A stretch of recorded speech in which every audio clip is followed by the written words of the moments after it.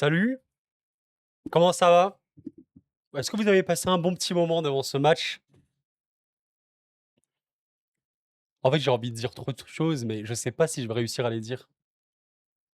Eh, en vrai, j'aime bien faire ça en ce moment. Avant même que je développe, j'aimerais que vous répondiez déjà en commentaire, comme ça je ne vais pas vous influencer. D'accord? Parce que forcément, quand on écoute quelqu'un, bah, on peut être plus ou moins influencé, c'est normal. Donc, avant même que je dise quoi que ce soit, votre avis sur les bleus. Voilà, c'est simple. La question, elle est simple.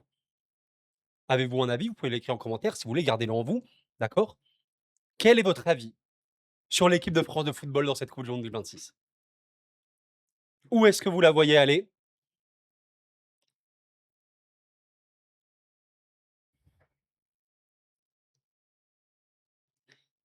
Je suis, je suis en train de penser à Kvara, bien sûr, parce qu'il a fait la célébration de Kvara. Mesdames, messieurs, la France bat la Norvège 4-1 après un triplé d'Ousmane Dembélé. Et comme je reçois systématiquement, vous savez, c'est quoi le commentaire? Devinez, c'est quoi le commentaire que je reçois le plus dans mes débriefs? Devinez. En vrai, je pense que c'est le cas de tous les youtubeurs. C'est toujours cette fameuse phrase: «Oui, mais c'est que et telle équipe». Donc là, par exemple: «Oui, mais c'est que la Norvège B». Voilà. Vous savez, c'est comme, le Portugal-Ouzbékistan. Ce que je disais, c'est qu'il fallait attendre aussi de voir le Portugal face, à une bonne équipe colombienne, voir un petit peu ou quoi. Mais moi, ce que je partage dans cette chaîne, et si vous me suivez depuis longtemps, vous le savez, si vous me découvrez, vous le savez pas, donc bienvenue à vous. Bien sûr, abonnez-vous, pensez à liker. Ma vision du foot, c'est: qu'importe l'adversaire, si tu ne respectes pas le football, tu ne vas pas faire un bon match. Je ne regarde pas le résultat, je regarde le match. Et en fait, ce qui est super intéressant, c'est quand tu vois le momentum de ce match, tu vois, avant la mi-temps, tu as un match qui est choquant. Tu as un match qui est choquant. Et après la seconde, machin. Et tu vois, il y a quelqu'un qui est passé en live, peut-être que tu passes par là, tu me disais, Koro, il faut aussi dire que la Norvège est très faible. Alors, comment tu expliques que la Norvège a été très faible en première, mais en seconde, alors que c'est les mêmes joueurs, elle a été très bonne? En fait, ce que je veux vous dire par là, c'est que c'est vraiment une question d'attitude. Et comme j'ai vu ces Bleus en première période, avec ce joueur, mais avec d'autres joueurs qui ont fait des matchs très, très bons, d'accord? Il y a des erreurs. Ça n'existe pas une équipe parfaite. Surtout qu'en football de sélection, les imperfections sont encore plus visibles. Mais je vous dirais que c'est limite cette imperfection qui fait que la France est dangereuse via toutes les possibilités de compte, de transition ou quoi qu'il y a. Mais l'attitude en première, c'est une attitude d'une équipe qui peut être championne d'Europe. Championne du monde, pardon. Championne du monde. C'est l'attitude d'une équipe qui a faim, qui s'entend, qui joue avec plaisir et qui est méchante. Qui est méchante. Une équipe qui, qu'importe qui tu es, peut te faire du mal. Donc c'est vraiment ce que je vous donne dans cette vidéo. Après, on va dans le détail.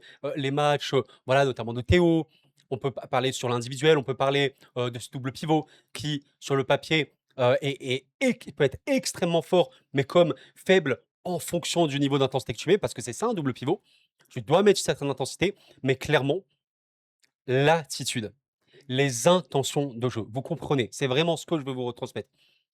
Au-delà des joueurs qui jouent, au-delà que ce soit la Norvège, mais si tu fais un match où tu ne mets pas d'intensité ou quoi, tu perds ce match.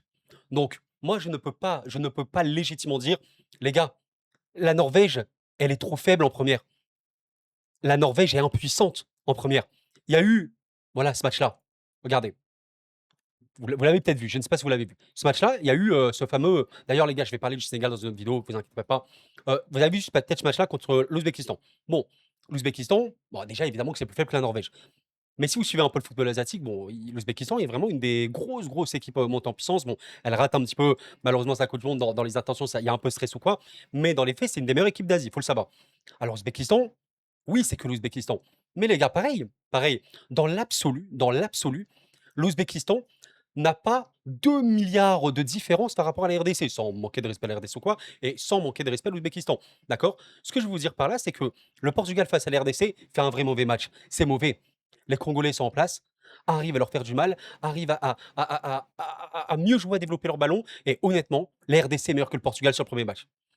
C'est pas les mêmes équipes, mais c'est notre attitude. Le Portugal, dès le début, fait un match largement supérieur dans leur intention de jeu par rapport à la RDC, et on voit la différence directement.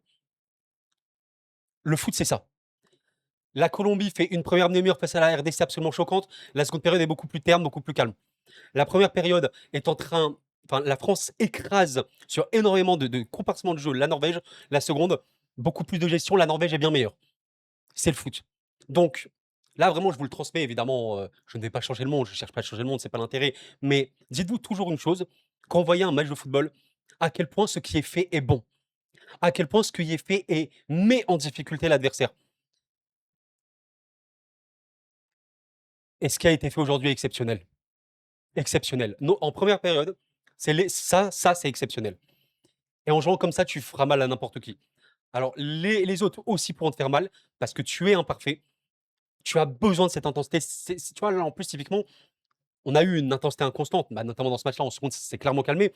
Mais arriver en phase d'élimination, surtout face aux top équipes, à mettre un rythme comme ça, je vous laisse imaginer. Alors, tu te prendras sûrement des buts. Tu auras sûrement des occasions. Mais bon, tu as un bon gardien, tu as un très bon gardien qui peut t'arrêter des pénaux. Tu subiras des pertes ou quoi. Tu seras peut-être par moment dans la sauce. Mais toi, quand tu seras dans tes temps forts, fume-les. Tu peux te prendre un but, 2 buts, ouais. Allez, même 3, mais toi, tu peux en mettre 4, 5, 6, je sais pas. C'est possible. C'est les Bleus. C'est ces joueurs. Désiré Doué ici à l'interception. La sortie pour Olysée, qualité technique exceptionnelle ici. La sortie est folle. Mbappé en décrochage, qui a fait un très bon match de remise, qui a été en seconde période beaucoup plus dans le forcing de marquer son but. Voilà. Mais Mbappé, dans son attitude, il n'est pas sur les 2 derniers matchs, en tout cas, même en vrai, le premier, ça a été compliqué face à Sénégal, première période pour un peu tout le monde, mais l'attitude collective, elle est ce qu'elle est. En plus, il fait les efforts de pression et de retour. La transmission ici, il se bat jusqu'au bout pour Dembélé, elle est folle. L'action via Doué, hein, qui est titulaire dans cette équipe. Pourquoi? Parce qu'il faut le voir comme le meilleur offensif défensif de cette équipe. Le gars qui fera le plus de pression de course, le plus de retour, le plus de tacle, le plus de récupération. C'est Doué de très, très, très, très, très loin. Ousmane, le talent des meilleurs joueurs du monde. Voilà. Je vous redirai toujours la même chose. Vous avez compris un peu mon speech là de départ de cette idée que il faut montrer des ingrédients. Parce que si tu mets pas de rythme dans un match, tu es nul. Qu'importe qui tu es. Eh, affronte le Liechtenstein. Affronte le Liechtenstein. Va jouer en claquette de chaussettes face au Liechtenstein. Tu vas peut-être gagner, mais tu feras un match dégueulasse. Et ce sera pas satisfaisant à regarder. Ce sera mauvais. Et on dira, ok, t'as gagné, mais qu'est-ce qu'on en retient? C'est pour ça que je regarde pas que le résultat dans le football. Mais quant à ça, c'est du cheat code. Ça, on le répétera jamais assez. Le trio Mbappé, Dembélé, Olysée, c'est un code de triche. C'est de la triche. Voilà. Parce que c'est des joueurs. Et vraiment, vous voyez un petit peu, quand on parlait du premier match, je vous montrais notamment certaines séquences de Dembélé. Vous voyez notamment ça. Où, vous voyez la passe d'aide d'Olysée pour Mbappé. Il y avait quand même ce discours de dire, ouais, regarde, Dembélé, il est nul ou quoi. Mon argumentaire, c'était de se dire, les gars, il y a eu du déchet technique contre le Sénégal. Là, la passe de Dembélé, elle bat toute l'équipe sénégalaise. Toute l'équipe du Sénégal est battue sur la passe d'Ousmane. C'est Ousmane qui l'a fait. Là, si Mbappé il arrive à mieux contrôler son ballon, bah, peut-être qu'il marque, on ne sait pas, comme qu'il a pu marquer Olysée Mbappé. Et vous voyez la frappe, la dernière frappe un petit peu de Mbappé, but face au Sénégal. Les gars qui peuvent le plus faire ça en équipe de France, vous avez vu, Doué, il a pas mal tiré de l'extérieur parce qu'il peut le faire. Mais à part lui, c'est évidemment Dembélé et Olysée, en plus de Mbappé. Donc, ce qui est trop drôle avec cette équipe, ce qui est hilarant, vous avez vu le but là de Dembélé? Copier-coller. Copier-coller. Regarde, on inverse les situations. Copier-coller. C'est pas Olysée qui transmet, c'est Dembélé. C'est pas Mbappé ici, c'est Dembélé. Et du coup là, c'est pas Dembélé, c'est Mbappé. Copier-coller, il peut y avoir le même but avec les joueurs qui changent. C'est ça. C'est ça. Le talent, la force, c'est voilà. Le but qu'a mis Dembélé, Mbappé, Olysée, même Désiré, ils peuvent mettre le même. Et l'action, elle peut être strictement la même avec juste les joueurs qui sont changés de position. Parce qu'ils sont trop talentueux, parce qu'ils sont trop forts. C'est ça. Donc, encore une fois, vous avez remarqué dans cette vidéo qui dure peut-être 10 minutes, je n'ai dit à aucun moment, les gars, c'est bon, la France va gagner la Coupe du Monde. Oh, on peut sortir tôt. Ben, c'est le foot. Il y a des failles. Mais toi, tu peux exploiter les failles de l'adversaire et tu peux les exploiter de manière trop, trop grave. Donc, c'est le foot. C'est incroyable. Voilà, la célébration Dembélé. Ah, parce qu'il y a la critique constructive, il n'y a pas de problème. Et je pense que parmi vous, voilà, on a pu échanger, critiquer constructivement, c'est pas un problème du tout. Mais voilà, il y en a malheureusement qui sont pas du tout dans cette critique constructive et plutôt juste dans l'attaque, l'agressivité. Bon, après ça, c'est le monde d'aujourd'hui, les réseaux et tout ce que vous voulez, machin, on connaît. Mais voilà, une ambiance en plus que je trouve folle. Je pense que le groupe France, alors peut-être je suis un peu, biaisé, peut-être, je peux l'admettre, mais je trouve que le groupe France est le groupe qui vit le mieux. Franchement, je l'ambiance, elle est juste dingue. Tchouaméni, on va parler de son match parce que, en fait, le problème, c'est que Tchouaméni, c'est un joueur tellement à double tranchant. Il faut vraiment comprendre Tchouaméni. On va beaucoup poser la question de Tchouaméni, mais Tchouaméni est un pilier nécessaire dans cette équipe-là. Là, si vous me demandez la question, c'est pour ça que je vous ai dit, parlez avant même que je vous influence. Tchouaméni fait un match d'élite dans le rôle de récupérateur. C'est-à-dire qu'il gagne la majorité de ses duels. Le nombre d'actions défensives qu'il claque, c'est n'importe quoi. 11 actions défensives, il y a 86 touchés de balle, il y a 9 duels sur 13 remportés, 3 aériens, il y a 8 tacles, la série récup. C'est un match d'élite de milieu récupérateur. Il n'y a pas de mieux récupérateur en équipe de France à part Chouamini. Il n'y en a pas. Parce que Rabiot, parce que Koné qui pour moi était très bon dans son intensité également. Tous ces profils-là, ce sont des box-to-box, des gars de projection, de dernier tiers, etc. Mais Chouamini, c'est vraiment un brut récupérateur. Et dans ce rôle de récupérateur, il a fait un match d'élite. Et c'est ça qu'il faut comprendre, c'est que ce double pivot, comme là, regardez, c'est qui sort là? C'est Chouamini. C'est Chouamini parce que tu as un bloco. Tu as un bloco, tu mets ton intensité, tu tacles ici. La récupération de Chouamini, elle permet cette occasion pour les Bleus. Mbappé ici transmet à Olysée. Olysée, sa frappe est déviée. Ça finit pas au fond, mais c'est Chouamini qui le fait. Chouamini Koné sera absolument exceptionnel. Plus il y aura d'intensité. Moins il y aura d'intensité, plus ce milieu-là, bah, tu auras l'impression qu'il n'y en a pas. Parce que c'est un double pivot complémentaire, mais qui a besoin que toute l'équipe se mette à un certain niveau. Je rappellerai toujours que le football, c'est un sport collectif. Je ne verrai jamais le football par le prisme individuel de dire ah ouais, mais lui, il a fait oui, il y a des gens qui font des très bons matchs individuels. Mais ce que je veux dire par là, c'est qu'une équipe sera forte si tout le monde fait les efforts. Chouamini Koné, ils ne seront jamais aussi forts que s'il y a une intensité de fou. Plus il y aura une intensité, plus tu vas aller chercher haut, plus tu vas contre-presser vite, plus tu vas être agressif sur ton porteur, et plus tu vas avoir Koné et Chouamini extrêmement forts, comme ce qu'a pu mettre Rabiot. Vous avez vu ce qu'on perd face au Sénégal, très très très fort. Pourquoi? Parce que le rythme est monté. Ça reste le football. Ça reste le football. Bon, Dembélé sur le côté, il a fait beaucoup de dégâts. Dans ce rôle, évidemment, qu'il connaît, hein, les passes comme ça pour Koundé, qui transmet ici, c'est contré, mais ça revient, Koné qui enclenche une frappe. Voilà, ce rôle de joueur box-to-box, il faut qu'il est dans le dernier tiers. Il faut qu'il frappe Koné. Moi, j'aime beaucoup Koné également dans ça. Rabiot a vraiment une très bonne finition. C'est un des milieux de terrain dans cet aspect-là qui a le plus de finition. Voilà, par exemple, ici, encore une fois, Dembélé pour Koné. Il y avait trop de possibilités. Tu vois, même là où tu as l'impression qu'il n'y a pas d'action, au final, Olysée, il peut choper le ballon ici de Doué si jamais il arrive à récupérer. Là, ça a été bien défendu par les Norvégiens. C'est ça. Les gars, c'est vraiment ça. Là, il y a Mbappé qui fait une récup. Mbappé qui fait une récup. Vous voyez, là, en seconde, il y a Upamecano qui intercepte le ballon. Upamecano qui lit très très bien le jeu. Une sortie en décrochage, pivot de Mbappé. Voilà, pareil. Même si l'adversaire a un temps fort, ok, t'es dans le mal, bah, tu peux souffrir. Dans le foot, c'est pas grave. Mais il y a des équipes qui souffrent et qui n'ont aucune solution. Ça dégage. Bah, t'as pas le choix, tu dégages le ballon. Qu'est-ce que tu peux faire? T'as pas la qualité technique. Bah, tu peux souffrir comme là. Et à la fin, tu as une transmission de ton central pour ton avant-centre qui dévie en pivot. Et il y a une transmission qui te permet d'avoir un 4 contre 4, un 5 contre 4. La transmission ici de Doué, elle est très bonne. Il y a quand même une bonne sortie du gardien parce que Mbappé peut marquer. On était sur un temps fort norvégien. À la fin, on est sur une situation de but pour la France. Upamecano, Impérial dans ses duels, regardez, voilà, l'intensité ici qui a été un peu plus en dessous en seconde, mais la connaît, voilà, qui récupère un ballon. Et Olysée qui a une situation, ça, à la fin, ça fait Mbappé qui a forcé un peu ses frappes en seconde, mais qui a été très très joué, j'ai trouvé notamment en première. Voilà, je sentais qu'il voulait marquer. C'est pas le plus notable en seconde. Vraiment, l'attitude en première, elle est énorme. Vous voyez ici les sorties de Chouamini qui permet de faire respirer un petit peu ton jeu. Encore une fois, une attaque ici pour les Bleus. Dembélé ici qui va transmettre. Il aurait pu tirer. Je trouve que Dembélé l'a trop transmis en seconde. Il aurait pu vraiment marquer un quadruplé. Pareil ici. Chouamini qui couvre. Koundé qui arrive à récupérer. Koundé, je vais en parler également, ne vous inquiétez pas. J'essaie de parler un peu plus vite parce que j'ai pas envie non plus que la vidéo dure 30 minutes. Il y a une perte ici d'Olysée. C'est qui couvre? C'est Chouamini, ce récupérateur. Milieu récupérateur. C'est le seul qui peut apporter dans ces moments-là. Voilà.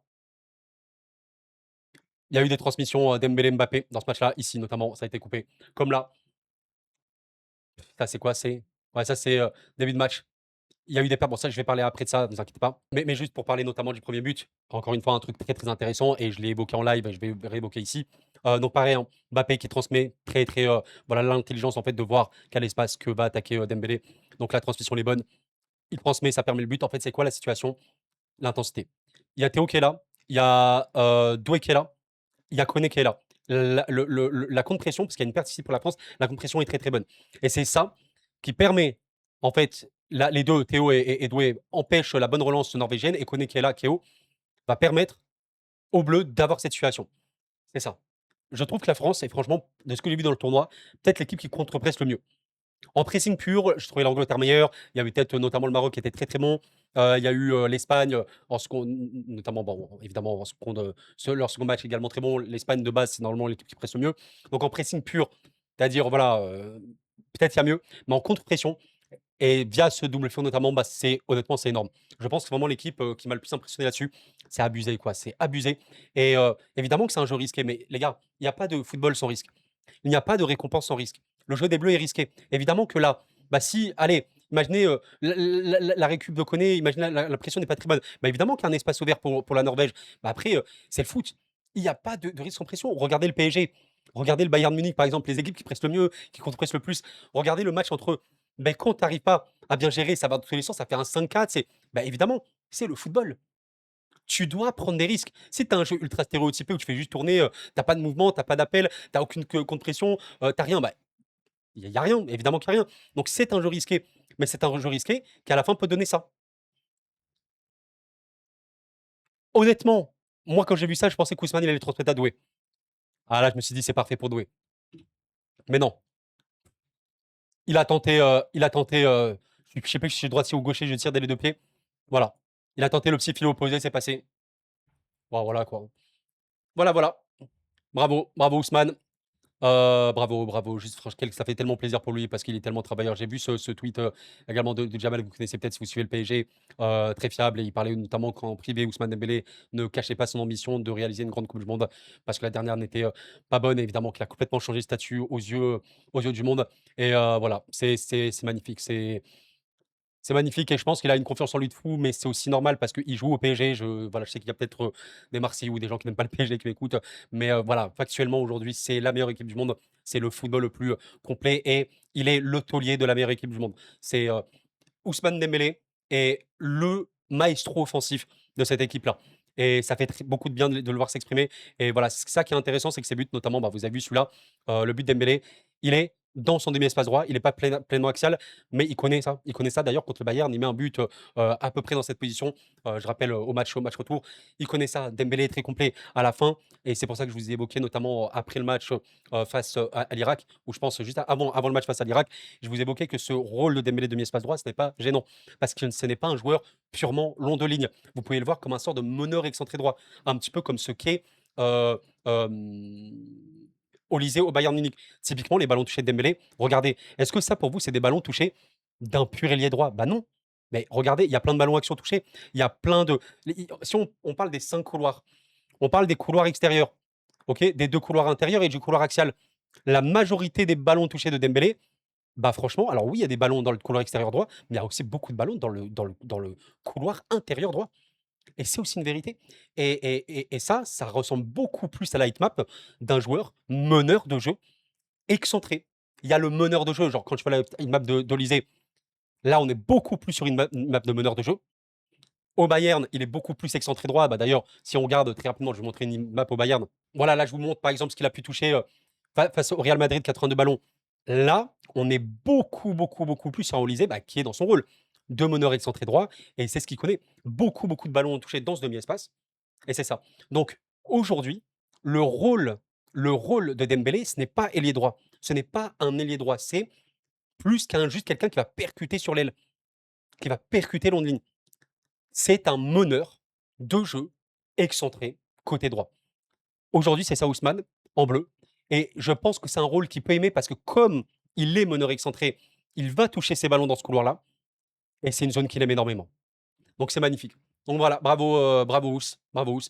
Là, je vous ai montré la récupération de Doué qui est énorme, hein. Franchement, défensivement, les gars, Doué, c'est un des. Honnêtement, je pense que Doué, si on fait l'alliage technique, pure technique et combo physique, je pense que c'est le meilleur joueur dans cet aspect-là. Dans le sens, il y a peut-être des joueurs encore plus techniques que lui, même si on n'a pas beaucoup. Il y a des joueurs physiquement encore meilleurs. Mais l'alliage des deux au max, bah, c'est. En vrai, c'est sûrement le meilleur, hein. Il est, je pense, qu'il a montré en Ligue des Champions, notamment, même en Ligue. Quoi, c'est tellement ridicule. Il fait tellement de bien la structure des Bleus. Et ça, voilà, je vous ai montré quel but magnifique. Et pareil, voilà, on reprend les mêmes, on recommence. Doué, Olysée, Mbappé, Dembélé, bam. Et d'ailleurs, c'est Koné à l'initiation, hein, qui empêche une situation pour les Norvégiens. Et d'ailleurs, le troisième but, je ne sais pas si je vous l'ai montré, mais pareil, hein, voilà, on a un bloc assez bas des Norvégiens. Mais voilà, quand il y a des mouvements, Tchouaméni ici Tchouaméni, en plus, il a une grosse qualité, c'est que ce mec-là, il a quand même une passe cassante. Donc c'est un vrai récupérateur, mais il a des passes très tranchantes, des passes longues, et ça aussi, ça peut être bien. C'est pour ça que Tchouaméni, mine de rien, il a pas mal de passes D dans sa carrière, ou alors tout simplement un expected assist plutôt élevé. Parce qu'en vrai, il te trouve des bons ballons. Donc là, Tchouaméni, bon ballon pour Ousmane. Il y a Koundé qui essaie de dédoubler un peu, et Ousmane fait son numéro et va t'enclencher une frappe lunaire. Encore une fois, pas du tout. Il n'est pas Londine là, hein. Il n'est pas du tout Londine. Il est dans ce couloir intérieur. Il te met un ce petit filet absolument imparable. On regarde pour le fun le XGOT, les gars, la stat des XGOT, c'est à quel point c'est dur de l'arrêter pour un gardien. On peut regarder là pour Dembélé, pour rire, je pense qu'on va crier, hein. À la 7e, 0,51 d'XGOT. Donc en gros, c'est énorme, ultra élevé. 0,71, j'ai rarement vu ça, hein. Imparable. Plus c'est proche de 0, enfin, plus c'est proche de 1, plus c'est imparable. 0,71, j'ai rarement vu ça. Et le troisième 0,66, enfin, c'est imparable. Donc c'est voilà. C'est le talent brut, c'est le talent pur. Bravo, bravous. Bravo, bravo. Donc, ouais, je sais pas si je vous l'ai montré ça, mais regardez, c'est magnifique. Il y a une équipe de France, voilà, je vois que Koné, là, il est prêt à surgir. Assez haut, là, pour fermer les possibilités de jeu. Et là, il y a même Mbappé qui presse. Moi, c'est ce que je demande à Mbappé. Je demande pas à Mbappé fait des retours tout le match. Non, presse, presse. Voilà, presse, tout le monde presse. Ça permet ça. Bravo, très très bien. Alors là, Doué, je sais pas, j'ai pas trop vu l'action, mais je sais pas s'il a cafouillé un peu, il aurait dû marquer. Il y aurait même eu un triplé de passe D pour Mbappé. Non, mais cette attaque, c'est. Là, pareil, c'est quoi? C'est Doué et Manu qui défendent en contre-pression. Voilà. Et ça se projette très très vite. Koné, transmission, Kylian et le rôle de box-to-box. Ce que vous verrez jamais Chouamini faire parce que c'était pas son rôle. Chouamini, c'est pas ça. C'est pas ça. C'est un récupérateur, Chouamini. Il est là pour, à la perte, il est là. Il a besoin de. Voilà, il y a une Norvégienne, bam, il sort. Il sort, il récupère le ballon. Ou alors il y a un ballon qui revient sur lui, bam, il te balance une mine. Mais c'est pas du tout un gars qui va se projeter ici. Évidemment que non. Par contre, c'est le rôle de Koné. C'est le rôle de Rabiot. Koné dans cette position, voilà. Il a raté ici. Les comptes, voilà. Même quand il y a des temps forts pour l'adversaire, comme je vous l'ai dit, ben, ça va tout droit. Tout droit. C'est n'importe quoi. Ça va tout droit. Ça va trop vite. Ça va beaucoup trop vite. Et là, ben, on est sur un corner, je pense, de la Norvège. En fait, regardez à la fin de la situation, hein. Il y a un ballon trouvé par Olysée. Je pensais qu'il allait rater, hein. Mais tu as trouvé ce ballon. Tu as trouvé ce ballon à la 43e minute. Il y a un 4 contre 2 là. Franchement, et franchement, là, il faut la mettre, hein. Là, j'ai vraiment cru le quadruplé en une période. Vous imaginez n'importe quoi. Et à la fin, il a voulu transmettre à Mbappé. Ça a été fermé. Je pense que là, il voulait vraiment un petit peu faire marquer Mbappé. Les duels remportés aériens de Tchouaméni, et voilà, les sorties de balles comme ça. Non, il y en a eu plein, genre là, voilà, Doué pour Mbappé. Et énormément de danger, énormément de danger. Pareil, il y avait un petit temps fort pour la Norvège. Ici, ça a été centré, mais trop sur lui. Il y a une remise. Pareil, ici, bah, je crois encore une fois de Kylian. Reprise de volée comme ça d'Olysée. Ici, Chouamini qui sort. Enfin bref, voilà, c'est énorme pour quand même parler un peu du négatif. Parce que comme ça, voilà, au moins on fait une vidéo un petit peu complète. Alors j'ai les images, ne vous inquiétez pas. Parce qu'en fait, le négatif, mais comme je vous l'ai dit, c'est au niveau du jeu. Risque à double tranchant, normal. Et je vous ai montré tout à l'heure la situation, vous savez, avec Upamecano qui a intercepté un ballon et qui a permis une situation de compte pour le PSG. Pour l'équipe de France. Pour le PSG, pour l'équipe de France. Ok, on va se calmer. Euh, Parce que le jeu est un jeu direct, prise de risque, il y a des pertes, mais ça, c'est obligatoire. Là, typiquement, pas Mécano, je crois. Il relance sur Olysée, mais allez, qui n'a pas au mieux sorti le ballon. Et du coup, il y a un jeu très direct. À la fin, ça a été intercepté. Et c'est ça, en fait, tu peux toujours te sauver, notamment là, via la croix. Là, pareil, regardez, il y a un ballon comme ça pour Olysée, mais encore une fois, qui a intercepté. Et il y a une situation, mais que tu as réussi à fermer. Et voilà, là aussi, tu vois, là, je te montre un peu les pertes. Koundé pour Chouameni. Mais bon, après, voilà, la Norvège a le droit d'intercepter et les adversaires ont le droit de faire des bonnes choses. C'est là où, en fait, il faut être beaucoup plus, comment vous dire, présent et ancré. C'est-à-dire, encore une fois, c'est une question d'intensité, mais de concentration, dans le sens où, bah là, typiquement, est-ce que Koundé, il devait faire une passe comme ça pour Tchouaméni, ou est-ce que c'est Koundé le fautif ici, ou est-ce que c'est Tchouaméni qui rentre pas assez dans le ballon? Tchouaméni, il était un peu dans l'attente du ballon. Koundé, il te fait une vraie bonne passe, parce que dans l'absolu, cette passe-là, elle passe. Qu'est-ce qui se passe? Le jeu de risque. Cette passe passe, Tchouaméni se retourne, il y a le jeu devant lui, et après, il y a un décrochage d'un attaquant ou quoi, et c'est bon, ça te fait du jeu. Quand il y a des interceptions, évidemment que c'est dangereux. La transmission ici, euh, pour Bob, elle a été bonne. Après, voilà, tu as le droit de souffrir dans un match. Tu as le droit aussi d'avoir un bon gardien. On sait que Maignan est une valeur sûre là-dessus, donc c'est bien. Voilà, si Maignan reste concentré, ça va être aussi un gros avantage. Là, pareil, regardez, le bloc était trop bas. Pas assez de. Bah, regardez la structure là. On voit un peu ce 4, comme ça, Yacone. Mais là, c'est évidemment que c'est mauvais. Pourquoi? Parce que tu es trop bas, tu mets pas assez d'intensité, tu es trop peu agressif sur le porteur de balle. Donc, forcément, que c'est gênant. À la fin, ici, en vrai, je pense même pas qu'ils auraient eu une vraie méga situation non plus, les Norvégiens ici, mais à la fin, ils sont quand même passés. Et bon, faute de Théo Hernandez, qui je pense que d'un point de vue purement individuel, Théo a malheureusement en fait beaucoup perdu, hein. Théo a vraiment beaucoup perdu. Théo, c'est vraiment un joueur de risque, mais c'est aussi un joueur qui fait beaucoup d'erreurs. Je crois que j'avais vu une stat une fois pour dire que Théo, c'était un des joueurs à son poste faisant le plus d'erreurs. On verra si Digne jouera, mais ça a été arrêté par Maignan. Voilà, on sait que Maignan, en plus, ça c'est trop bien en Coupe du Monde. Il faut des mecs qui savent arrêter des pénaux, surtout pour des tirs au but. Maignan est un spécialiste là-dessus. Donc c'est très bien. Et voilà, et à la fin, même en seconde période, bah, tu as eu des situations comme ça, où tu allonges le jeu, la croix, comme ça. Je crois que c'est doué pour Barcola. Ça va tellement vite. Voilà, ça va très vite. Barcola, qui est une menace absolue, évidemment, en sortie de banc. Là, pareil, qu'est-ce qu'on a? On a Barcola, regardez, qui va fixer toute fin de match, hein. Bam, il passe son dribble. Ça va très vite. Il centre pour Désiré Doué. Voilà, sur le point de pénalty tranquillement. Et Doué qui marque, je crois, son tout premier but en bleu de la tête. Magnifique. Magnifique. Quel plaisir, quelle équipe. Voilà, quelle équipe. Vous avez vraiment mon avis complet sur ces Bleus. Oui, c'est une équipe qui est imparfaite, totalement. Mais c'est une équipe, et je suis convaincu de ça, que tout le monde a peur d'affronter. Je pense vraiment que personne ne veut vraiment affronter les Bleus, parce que tout le monde sait à quel point ça va beaucoup trop vite. C'est vraiment moi ce que je retiens. Même si tu es en souffrance, même si tu te fais écraser sur 20-30 minutes, même si ça va pas bien, tu as trop de joueurs d'élite absolue.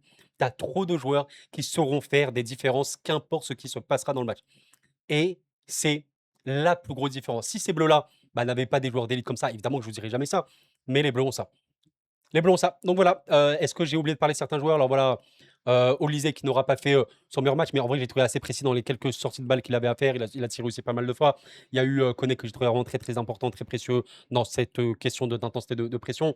Il y a eu Mbappé très juste pour moi dans les transmissions, notamment en première période. Désiré qui a fait un match pour moi de fou dans le- la générosité qu'il faut. Parfait. Koundé qui a eu, en fait, bien meilleur Koundé sur les 2 derniers matchs, mais un joueur, encore une fois, qui se base sur l'intensité. Vu qu'il monte pas mal, si Chistrou, ça déséquilibre à fond ton bloc ou pas, Mécano sauve comme d'habitude les meubles. Chouamini connaît ce double pivot, il est énorme et je pense qu'il devrait jouer en vrai. Rabiot, moi ça me va, mais Koné, il montre quand même beaucoup de satisfaction, ils se complémentent très bien les deux. Et Théo, point faible, la croix, ok, pour moi, c'est pas trop montré non plus. Les remplaçants, je n'arrive pas à parler de remplaçants. Bon, Cherki qu'on n'a pas trop vu, c'est vrai que Cherki, je sais que certains sont un peu déçus. Après, il y avait tellement peu d'intensité, les gars, en seconde. Cherki, mettez-le en première, il aurait fait un festival aussi. Et Barcola, par contre, voilà, très en trou, en fait, une ou deux actions, même sans intensité, il peut te faire des différences. Et Dembélé, je n'ai pas besoin d'en parler. Prenez soin de vous, les amis. C'était Courant, merci pour votre soutien. C'était fou. C'était Courant, il a paix sur vous.